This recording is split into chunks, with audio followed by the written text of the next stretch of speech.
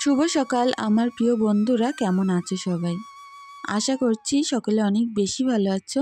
আমরাও না বেশ ভালো আছি। ভারতের ছোট্ট একটি গ্রাম থেকে আমি রূপা, ব্লগার রূপা চ্যানেলে সকলকে স্বাগত জানিয়ে আজকের ব্লগটা শুরু করছি। ঘুম থেকে উঠে প্রত্যেক দিনের প্রতিনিয়ত যে কাজ থাকে, আগে ভিজে জামাকাপড়গুলো মেলে দেওয়া। তো এগুলো তো কাচা ধোয়া করে নিয়েছিলাম, এখন এই যে সুন্দর করে মেলে দিচ্ছি, কারণ এই জামা কাপড়গুলোই সারাদিন রোদ্দুর না লাগলে শুকাবেই না। এখন এতটাই রোদ্রের জোর কম না যে জামা কাপড় শুকাতেই চাচ্ছে না। তো ওই কারণে ঘুম থেকে উঠেই আগে জামা কাপড়গুলো মেলে দিই, যাতে করে পুরো দিনের রোদ্দুরটা ওতে লাগে। তো তারপরে দেখো উনুনটা লেপে পরিষ্কার পরিপাটি করে নেব, কারণ পরিপাটি জিনিসের প্রচুর শখ।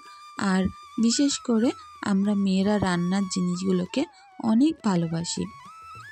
তো প্রত্যেক দিন রান্না শেষে যেমন গ্যাস ওভেন পরিষ্কার করতে হয়, ঠিক তেমন কিন্তু উনুনও এরকম পরিষ্কার করে রাখতে হয়। একবার লেপে দিলে না নতুন উনুনের মতো দেখা যায়। তো সেই কারণে প্রত্যেক দিন উনুনটাকে আমি সুন্দর করে লেপে পুরো পরিপাটি করে রাখি। তো এখন দেখো প্রায় লেপাও কমপ্লিট। আর এই নিচের জায়গাগুলো একটু উদ্রক্ষেদ্র, তো ওই জন্য একটু ডলে ডলে লেপে পরিপাটি করে দিতে হয়। আপচা আপচা রোদ্দুর আসাও শুরু হয়েছে। আর এদিকে হাঁড়ি করার তলায় সুন্দর করে নেউন দিয়ে রাখবো। তো যাই হোক, নেউন দিলে না কালি তুলতে একদমই দেরি হয় না। এটা হচ্ছে উনুনের ছাই, পানি দিয়ে ভিজিয়ে এরকম লেপে রেখেছি। এতে করে হাঁড়ির তলার কালি তুলতে আমার একদমই কষ্ট হবে না, একবার ডললেই উঠে যাবে। তো তারপরে ঘরে আসলাম, 1 কাপ চা, দুটো এই যে রোল রোল টাইপের বিস্কুট। এটা প্রচুর শক্ত নোনতা, খুব ভালো লাগে, প্রচুর মুচমুচে। ওটা বিস্কুট বললে মনে হয় ভুল হবে, একটা ক্রিস্পি খাবার, অনেক ভালো লাগে। তো পুকুরে আসলাম, এখন তো পুরো বাসনের পাহাড়। এই বাসনের পাহাড় মেজে শেষ করতে করতে আবারও খাওয়া হবে সকালে, আবারও বাসন পড়বে। প্রত্যেক দিন যে কতগুলো করে বাসন আমাকে মাজতে হয় সেটা কি বলবো। আমার পুরো বাসন মাজতে মাজতে বলতে পারো প্রত্যেক দিনে 3-4 ঘন্টা তো এমনিই চলে যায়। তবুও কি জানো তো, কাজকে অনেক বেশি ভালোবাসি। হয়তো সংসারের কাজ করা অতটাও সহজ নয়, তারপরেও চেষ্টা করে যাই সমস্ত কাজ একা হাতে গুছিয়ে করার জন্য। আমরা কেউই বাবার বাড়ি থেকে কিছু শিখে আসি না, এই সংসারে টুকটুক করে করতে করতে সব কিছুই বলো একটা সময় শিখিয়ে যায়। সেটা বলতে পারো পিঠে করা থেকে বড়ি দেওয়া, রান্না করা, সমস্ত কাজ। আর বিশেষ করে গ্রামের জীবনযাপন একটু আলাদা, তো কষ্টকরও বলতে পারো, সমস্তটাই একা হাতে হ্যান্ডেল করতে পারি। তো পুকুরের শানটা তো প্রচুর বেশি স্লিপ। আমার অনেক বন্ধুরা বলছিলে পুকুরের শানগুলো কেন ঘষে দিচ্ছ না। তো এর একটা কারণও আছে, কি বলো তো, এটা এতটাই কষ্টকর ব্যাপার যে ঘষলেই মোটে উঠতে চাই না। আর যাই হোক, হাজব্যান্ড যেদিন বাড়িতে থাকবে বলবো এই শানগুলো একটু ঘষে দিতে। আর এমনিতে ওই যা টানা যখন রোদ্দুর পড়বে, শানের ওপরের ওই যে স্লিপ হয়ে আছে, তো ওগুলো রোদ্দুর পড়লেই উঠে যায়, পুরো মচমচে করে শুকিয়ে উঠে যায়। এখন কি বলো তো, প্রচুর মানুষ গা ধোয় তো সবসময় ভিজে থাকে, ওই কারণে উঠছে না। তা না হয় যদি ভিজে না থাকতো 1-2 দিনের মধ্যে ওগুলো উঠে পুরো ঝনঝনে হয়ে যায়। যাই হোক, পুকুর ধারে কাজ করছিলাম, প্রচুর বেশি রোদ্দুর, আর অনেকটাই ভালো লাগছে জানো তো। সবাই জানো শীতের সময় কাজ করতে গেলে গায়ে যদি একটু রোদ্দুর পড়ে আরও বেশি ভালো লাগে। তবে তার মধ্যে হাওয়াও বইছিল, মনে হচ্ছে যেন এ ফাল্গুনে হাওয়া, এত জোরে জোরে হাওয়া বইছে। শুধু রোদ্দুরটা গায়ে লাগছে বলে ঠান্ডাটা লাগছে না, তবে এই 2 দিন আবার বেশ ঠান্ডা পড়ছে। তো কাল আমি তোমাদেরকে ভিডিও শেয়ার করতে পারিনি, কারণ আমার বোনের বাড়িতে গেছিলাম। আর একটা ভিডিও কমপ্লিট করে শেয়ার করা পর্যন্ত তার পেছনে প্রচুর খাটনি থাকে। তো সময়েরও একটা ব্যাপার আছে, প্রচুর সময় দিতে হয় একটা ভিডিওর পিছনে, যার কারণে না সেই সময়টা হাতে ছিল না। আর তার থেকে বড় কথা, আমার ব্যাংকে একটু সমস্যা হয়েছিল। ব্যাংকে কি সমস্যা হচ্ছে আমি নিজেও বুঝতে পারছি না। তো গেছিলাম সকালবেলা, আর ফিরতে ফিরতে আমার প্রায় বিকেল হয়ে গেছিলো, কারণ অনেকগুলো কাজ ছিল।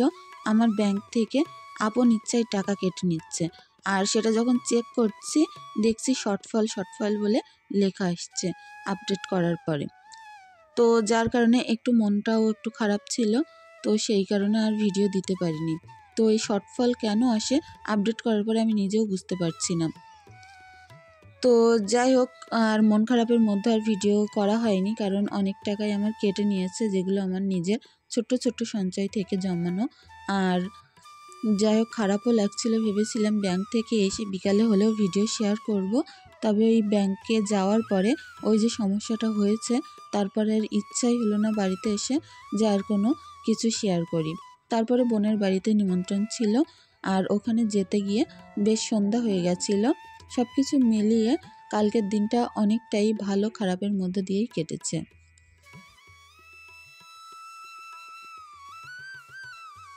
তো দেখো, এদিকে এতগুলো বাসন মেজে নিলাম, তারপরে আবার এই জামা কাপড়গুলো কেচে নিলাম। তো এর আগেও এক গামলা আমি কেচে রেখেছি, তো সবটা মিলে আবার মেলতেও হবে।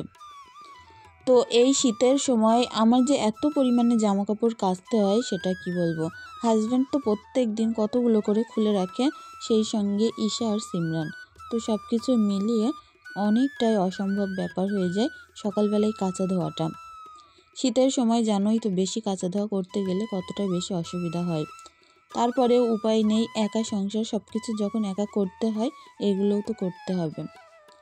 তো এখন দেখো, পুকুরের এই জায়গা ঘিরে পুরো নেট দেওয়া ছিল, সেগুলো হাজব্যান্ড তুলে দিয়েছিল, কারণ চারিদিক থেকে পানি শুকিয়ে গেছে। আর এখন এই নেটের ভিতরে পুরো শ্যাওলা ভর্তি ছিল, তো নেটটা তুলে দিয়েছে। এবার এই শ্যাওলাগুলো তুলে নিলে পানি পরিষ্কার হয়ে যাবে। তো আমি একটু মাছেদেরকে খেতে দিয়ে দিলাম। বিলটা যেহেতু অনেক বড়, অনেক জায়গা জুড়ে পানি থাকে, এখন পানিগুলো একটু একটু করে কমে গর্তের মধ্যে চলে আসছে। তো মাছগুলোও গর্তের ভিতরে ঢুকে যাবে, ওই কারণে নেটটা তুলে দেওয়া। তো তারপরে দেখো, উঠোনটা ঝাড়ু দিতে এসেছি। আর আমাদের এই ছোট্ট কুল গাছটায় এতটা পরিমাণে কুল হয়েছে, তবে দুঃখের বিষয় একটা কুলও পাওয়া যাবে না। কেন জানো তো, বাড়িতে থাকা হয় না, আর যেহেতু প্রচুর বেশি মিষ্টি ছোট কুল, তো যত মানুষজন পুকুরে গা ধুতে আসে, তারপরে বাচ্চা কাচ্চারা সবাই পেরে নিয়ে যায়। এবার উঠোনের ফল গাছ কিছু তো আর বলা যায় না, সকলেই যখন নেয় তো নিক, আর কোনো ব্যাপার নেই, আমাদের জন্য অল্প একটু থাকলেই হবে। তো যাই হোক, এদিকে ওই পাশের উঠোনটা তো আমি ঝাড়ু দেওয়া কমপ্লিট করলাম। এখন এই যে এই পাশের উঠোনটা ঝাড়ু দেব, যেহেতু সবসময় ঝাড়ু দিয়ে পরিষ্কার করে রাখি, অল্প অল্প সৃষ্টি পাতা পড়েছে। আর যদি এই ঘাসগুলো না থাকতো তাহলে পুরো টানটানে করে পরিষ্কার করে রাখতে পারতাম। ঘাসগুলোর জন্য না এর ভিতর থেকে ময়লা বের করা অনেকটাই কষ্ট, তারপরে ওই যতটা বের হয় ততটা বের করি। আর ওই কারণে ঝাঁটাটাও একটু লম্বা বড় করেছি, যাতে করে অনেক জায়গা জুড়ে অল্প সময়ে ঝাড়ু দেওয়া কমপ্লিট হয়। এখানে একটাই সৃষ্টি গাছ আছে ওই পাশে, তো সেই পাতা পড়েই সব ভর্তি হয়ে যায়। তাছাড়া বাদবাকি গাছ থেকে তো পাতা পড়ে না, নিম গাছ থেকে একটু পড়ে, তবে অল্প একটু পড়ে। তো যাই হোক, প্রত্যেক দিন আমাকে এভাবে উঠোনটা ঝাড়ু দিয়ে নিতে হয়। আর আজকে ওই পরিষ্কার আছে বলে যেমন তেমন করে ঝাড়ু দিচ্ছি। যদি আবার 2-3 দিন বাদে ঝাড়ু দিতাম, তখন দেখা যেত উঠোনটা কতটা খারাপ অবস্থা হয়। তবুও দেখো কতটা নোংরা। আর এভাবে এই পাশের উঠোনটা যেহেতু একটু পরিষ্কার আছে, ঝাড় দিতে আমার একটু সুবিধা হয়। যেখানে যেখানে ঘাস বেশি সেখানে ঝাড় দিতে প্রচুর কষ্ট হয়।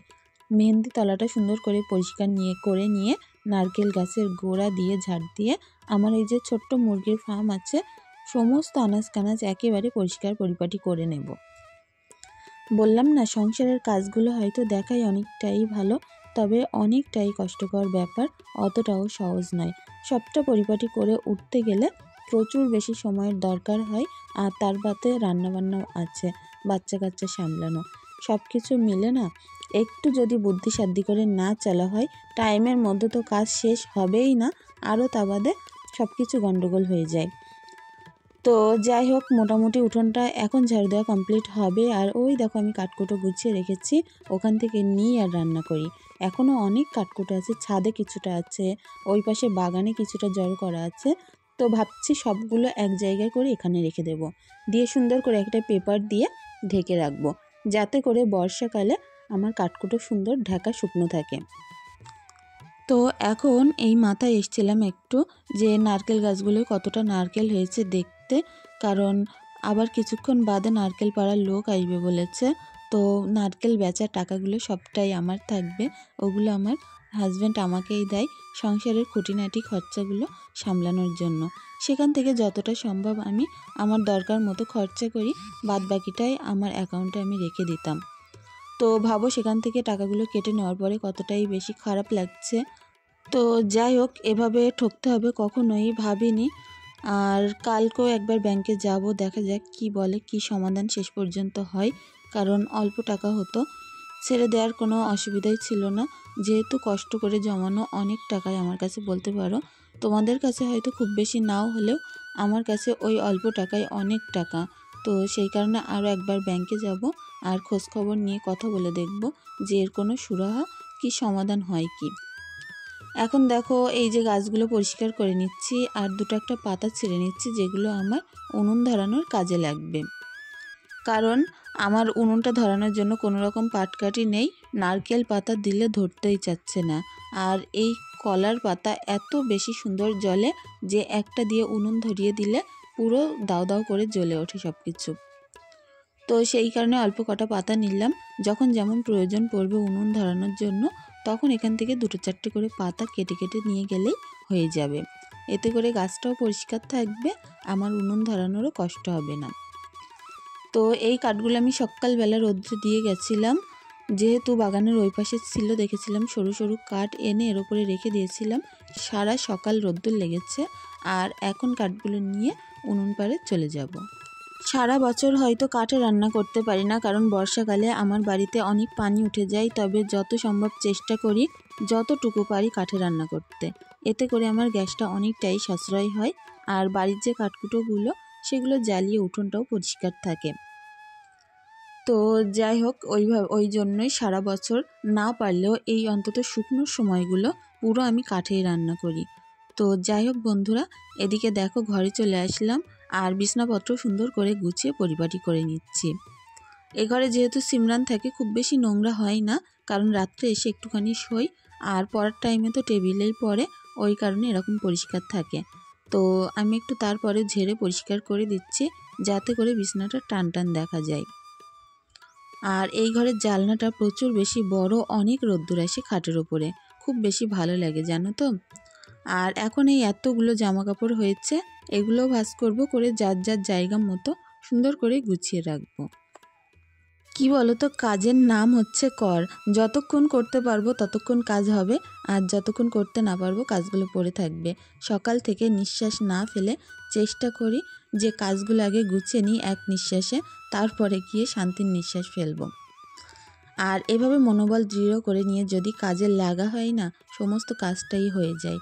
আর যদি এখন করব না পরে করব এরকম ভাবনা চিন্তায় থাকা হয়, কাজগুলো তো পড়েই থাকবে আর কাজের প্রতি কোনো রকম এনার্জিও থাকে না।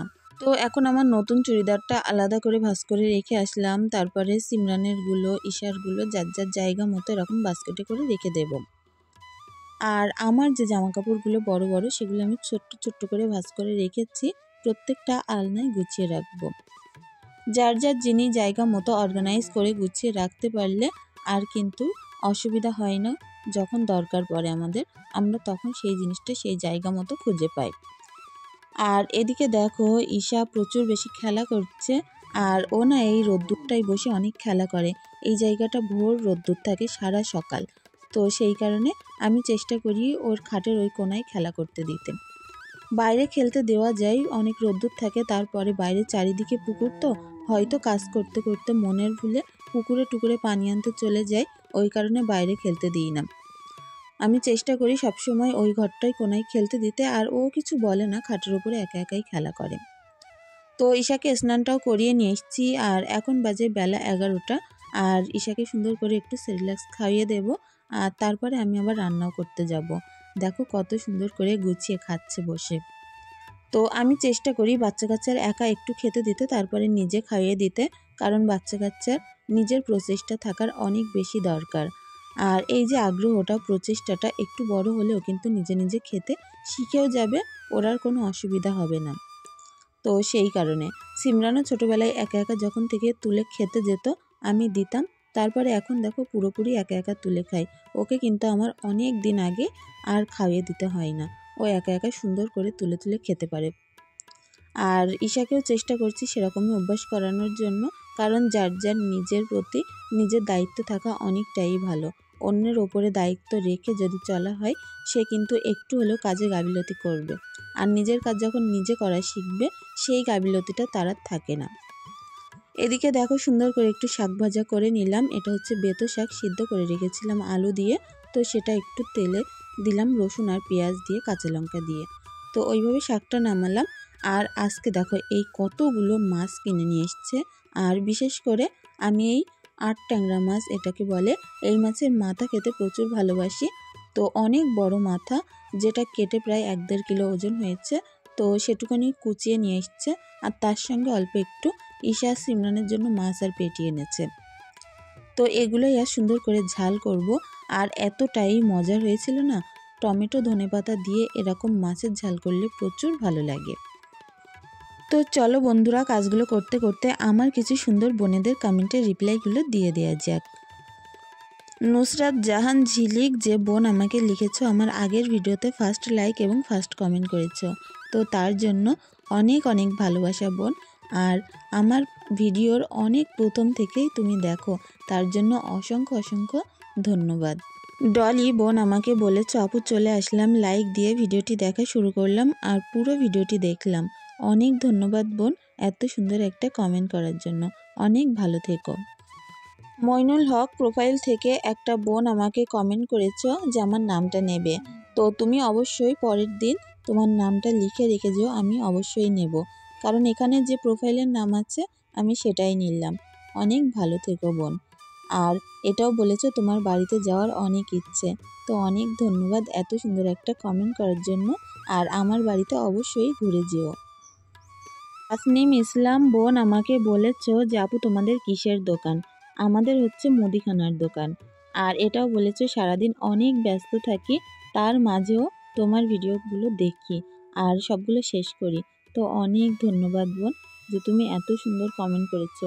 হাজার ব্যস্ততার মাঝেও তুমি যে আমার ভিডিও দেখো, তার জন্য অনেক অনেক ধন্যবাদ। শবনম বোন আমাকে বলেছো তোমার কিচেনটা অনেক সুন্দর। তো অনেক ধন্যবাদ বোন, আমি মনের মতো করে আমার কিচেনটাকে গুছিয়ে রাখার চেষ্টা করি। আদ্রিতা অধিকারী প্রোফাইল থেকে কোনো এক বোন আমাকে কমেন্ট করেছো যে তোমার ব্লগ আমার মেয়ের দেখতে অনেক ভালো লাগে। তো অনেক ধন্যবাদ বোন এত সুন্দর একটা কথা বলার জন্য, যে আমার ভিডিও তোমার মেয়ে দেখতে ভালোবাসে। তোমার মেয়ের জন্য আমার তরফ থেকে অনেক ভালোবাসা রইল। নাজমিন কিচেন, অবন্তিকা, পাপড়ি কিচেন থেকে বোন আমাকে বলেছো সবসময় তোমার পাশে আছি। তো অনেক ধন্যবাদ বোন এত সুন্দর কমেন্ট করার জন্য। শবনম, পায়েল, রুকসানাপ, নেভেলস ব্লগ, শেকেলি লাইফস্টাইল, রিমা লস্কর। তো আমার এই সকল বন্ধুদেরকে জানাই আমার আন্তরিক অনেক অনেক ভালোবাসা এত সুন্দর সুন্দর কমেন্ট করার জন্য। তো বন্ধুরা এদিকে দেখো, আমার মাছ ঝোলটাও কিন্তু রেডি হয়ে গেছে। এত মজার দেখতে হয়েছিল আর তেমন বেশি খেতেও ভালো হয়েছিল। আর এদিকে ভাতটাও হয়ে গেছে। তো বন্ধুরা আজকের ভিডিওটি এখানেই শেষ করছি। সকলে অনেক বেশি ভালো থেকো, সুস্থ থেকো। আর আমাদের জন্য অবশ্যই দোয়া ভালোবাসা রেখে যেও। তোমাদের জন্য আমার তরফ থেকে অনেক বেশি দোয়া ভালোবাসা আশীর্বাদ রইল। সকলে সুস্থ থেকো, ভালো থেকো। আর অবশ্যই আমার ভুল ত্রুটিগুলো ক্ষমা সুন্দর দৃষ্টিতে দেখো। ধন্যবাদ।